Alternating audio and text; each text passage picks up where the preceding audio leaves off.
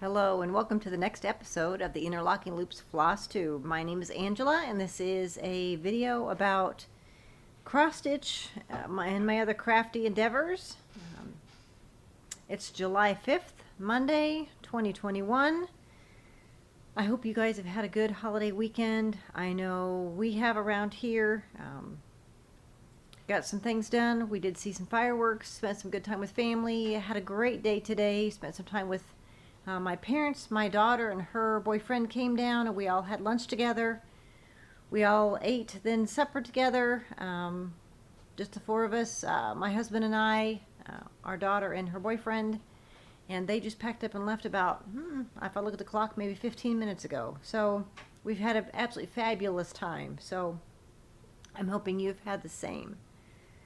But everybody's here for crafting, so let's get on with the show. All right, let's talk about finished objects. I have finished a few things. I'd hoped to do a video last weekend, and that didn't quite happen. And I'll talk about why maybe later. All right, Basket of Cherries, Garden Club Series number 1 by Blackbird Designs. I finished it. Here's the pattern. And I changed how the basket is on the bottom. I think maybe that stitch demonstrated would be better on linen or even weave, not so much on Aida, and since I typically stitch on Aida, I changed the basket. Let me see if I have something to put it up against so you can kind of see the colors a little bit better. It's not been ironed. It's Copy Tea Dyed Aida. I believe it's a 16 count. Let's see, was there anything else I changed about it? I don't really think so. I went with my own variation of the colors, similar to what was recommended, and I think it came out really well. So that was the first thing finished since we talked last. And that was quickly followed up by one by Brenda Gervais, the wordplay for the month of May that I started during Stitch Mania this year. It was stitched on 18 count Rustico Aida. Here's the pattern. I'll try to keep the glare off of it a little bit. I didn't necessarily use any of the called for colors. I went ahead and picked my colors out of my stash. Some are Fancy Floss, some are DMC. It just depended on what I had available at the time. And okay, so I did make some changes here. My fabric is slightly lighter than hers. So when she has this fence portion here that's white, my white and some of these other spots didn't really show up. So I omitted the fence. I changed some motifs around, added more bees.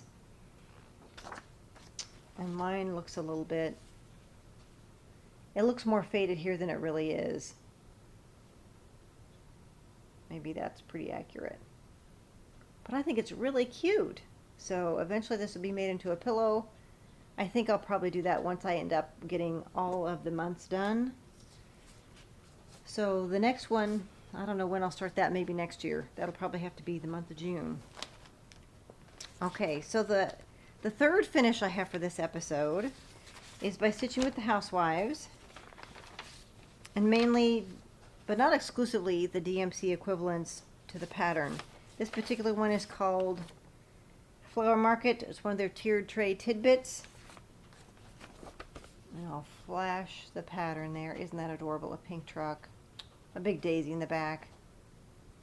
Now I do know there's a mistake in here, so if any of you notice it, don't bother to point it out. I've decided I can go with it, and I will be fine with it left as stitched. But isn't that adorable?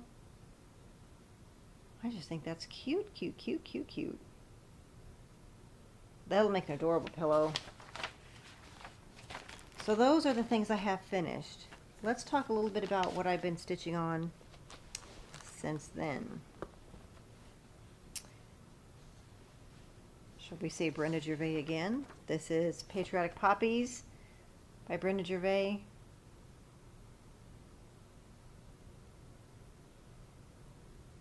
I changed a lot of things about this pattern. I'm not real far into it yet. I'm making this wagon shorter. I have all the alphabet part. I'm getting rid of all of that. And I'm moving the flag from the end of the wagon more toward the middle. Now, I don't have enough stitched for you to tell some of that.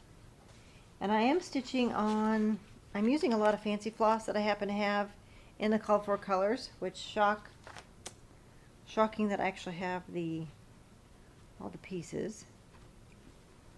Let's see here. Okay, thread still attached. So this is how far I am. I started at the back. So I don't have a real big start, but I hope to work on that more the month of July. That was my plan for the month, is to work on this quite a bit. It's one of the cross stitch pieces that one of my projects I wanted to do this year when I did my 10 things I wanted to get accomplished this year. That was one of them. So I'm making some progress. All right. Then I also started, and I probably talked about this last month. I did finally get it started. Flea Market Flowers, by Lori Holt of Be in My Bonnet. I purchased it off Fat Quarter Shop. Don't you just love those colors? So this is actually a fairly sizable pattern. What I decided to do was make small pillows. And like this to be a section here of a small pillow. Maybe I'll eventually do this one as a small pillow. And something up here, maybe a small pillow here. So I've got it just started. And they are the DMC colors. I bought, I believe, the floss pack from Fat Quarter Shop. And it's on, I believe, 16 count Ivory Aida. So I don't have a big start at all. It actually goes this way. There's another flower that looks just like this one on this end. So that'll just be a fun summer stitch I'll get to as I'm able. But I think it's coming along really well. I just love the bright colors in this pattern. Alright, the third thing for the most recent Blackbird weekend, which I don't have a ton going on this either because I've been busy doing some other things. I'll show you that in just a minute. Alright, so the Blackbird pattern. This is with Blackbird Designs, gives you the equivalents in DMC, so I'm using those. And yes, I did make these patriotic floss tags. Aren't they kind of cute? So this stitch is patriotic. It's from Souvenirs of Summer by Blackbird Designs, of course. It's actually this front design right there. And I've actually started using the cross stitch line keepers from Fat Quarter Shop that are magnet. I have one on the pattern, but I will show you what the package looks like. There's a total of 4, and it's kind of like a huge paper clip in that it's folded, doubled over, so it can magnet to itself and keep your line on your pattern better. And I'm finding it was pretty helpful for me to do that. So I still have it actually sticking out of the pattern book. So my start is small. Let's see. So you can't hardly tell what it is, but here's one of the stars. Here's the Blackbird body, and this will be more of the front of the bird, some of the greenery, and some more stars. On, I believe it's 16 count coffee tea dyed Aida. And I think that'll come along fine. So I'm hoping to work on that quite a bit this next week. But I'll tell you, I've been a little bit distracted. So I mentioned earlier about doing some other things. Now, if you remember, my list of things I wanted to do for 2021 included Quilt As You Go pot holders. There's Erica Arndt, A-R-N-D-T, has a YouTube video tutorial on how to do that. So I started those.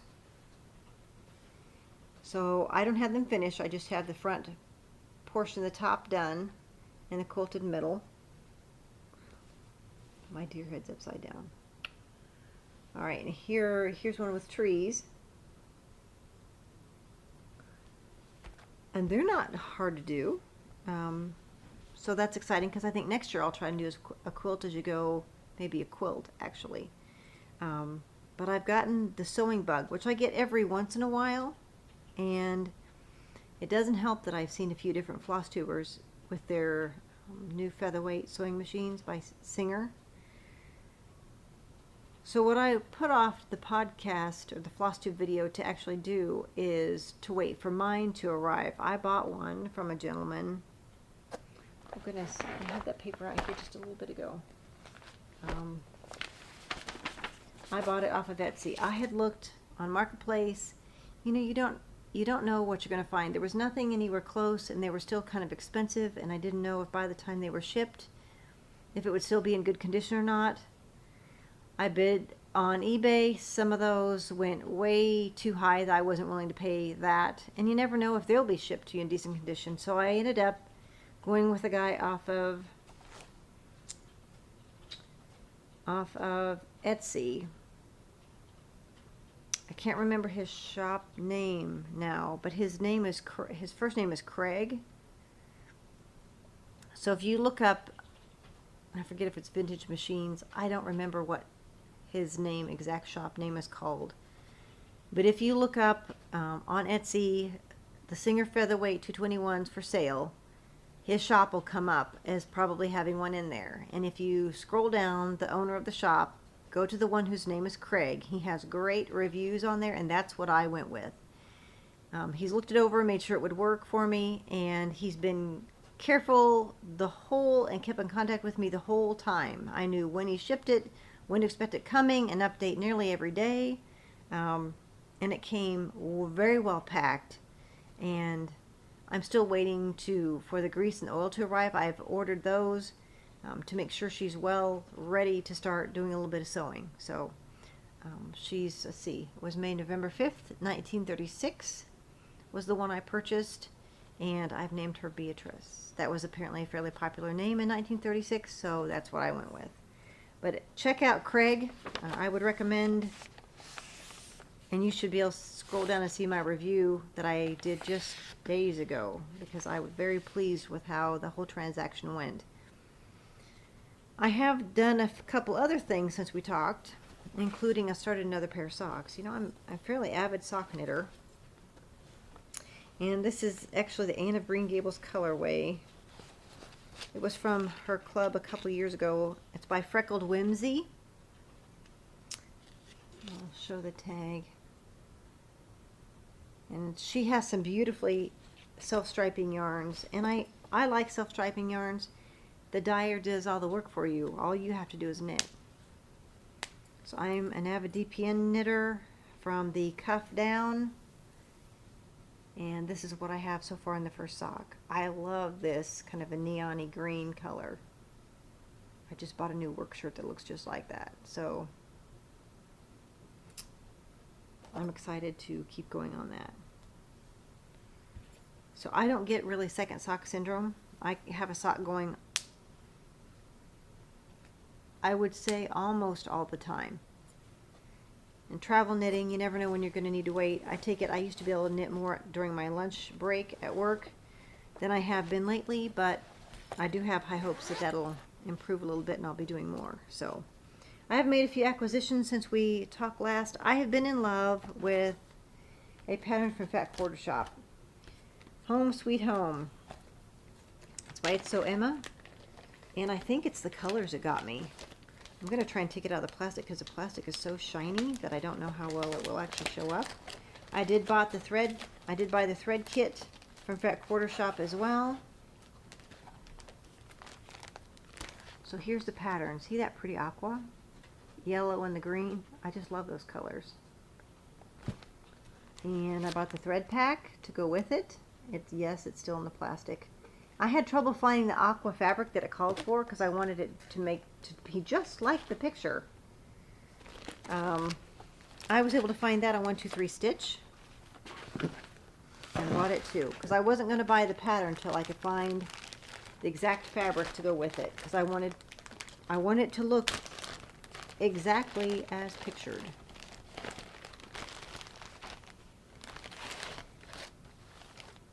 And it's 14 count aqua blue Ada, 18 by 21 size piece. So it's a pretty color. And then because, you know, fabric can't travel alone, I did order 2 more patterns. Fairy Garden by Blackbird Designs. That cute little house. As well as by Little House Needleworks Strawberry House.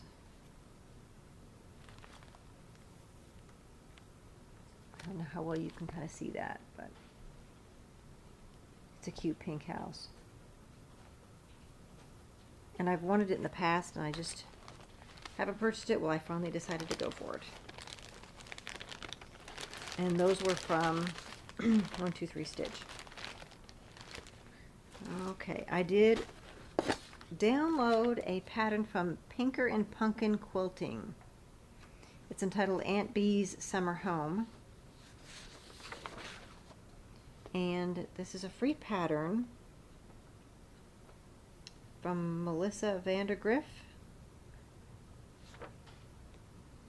So I think if you Googled, let's see, her blog, Pinker and the letter N, Punkin quilting.blogspot.com. All right. Well, no, it's the chart, but it is free. I'm not sure if I should show that or not. I'll flash it. So it's a yellow house. Bing, gone.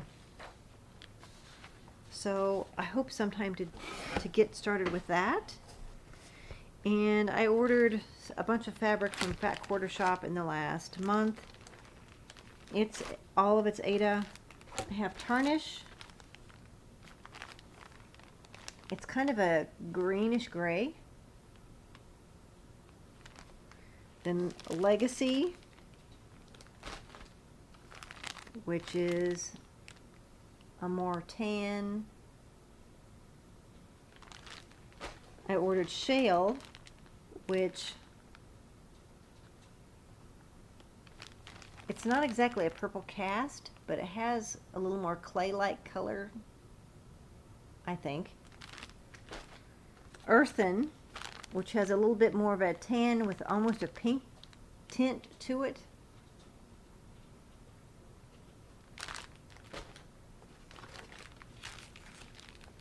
I ordered from, let's see, Fiber on a Whim. It's Cobalt. Oh, it's a really pretty blue. This would be great, a great background color when you need blue, I think. I ordered Blueberry, which is a little more toward purple than, for example, okay, so we've got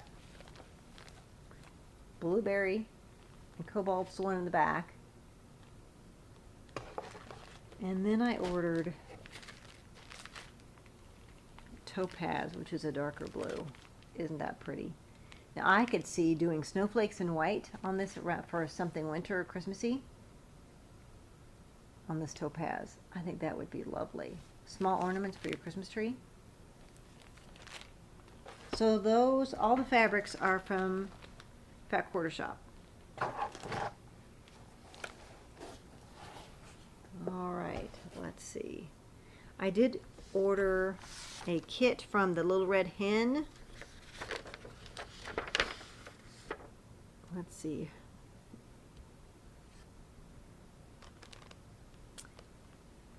It's the littleredhenonline.com, and it's this bloom pillow kit.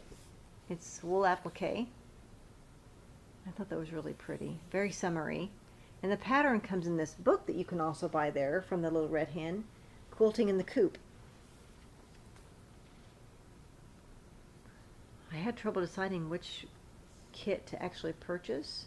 I like this one too. There's another pincushion that's in here that I thought was fantastic. And this store is from, it's an Iowa store, from Muscatine, Iowa. So, yay, Iowa. That's where this production's coming from, Iowa as well.